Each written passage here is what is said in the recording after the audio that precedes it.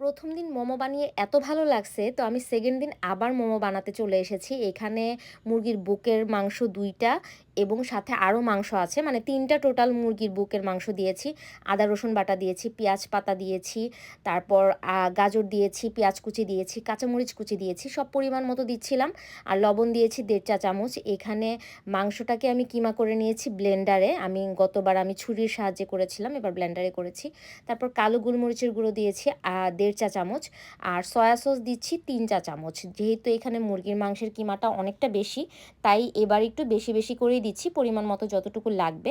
এখানে আমি একদম ধোয়া ওটা গরম তেল দিয়ে দিচ্ছি। ওটা হচ্ছে আধা কাপের থেকেও একটু কম। এটাকে ফুটিয়ে তেলটা তারপর আমি এখানে ডিরেক্ট দিয়ে দিচ্ছিলাম। আর এটাকে এখন আমি ভালো করে সব কিছু মিক্স করে তারপর মাখিয়ে রাখবো।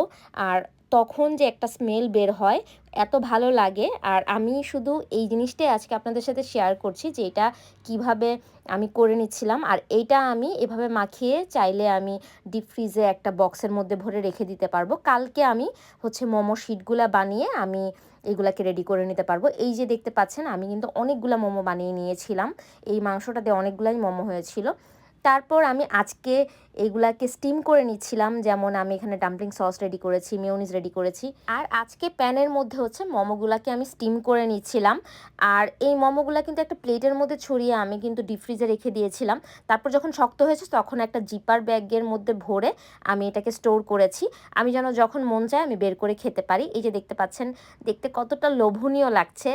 এত মজা হয়েছিল খেতে, আসলে বলে বোঝাতে পারবো না আপনাদেরকে।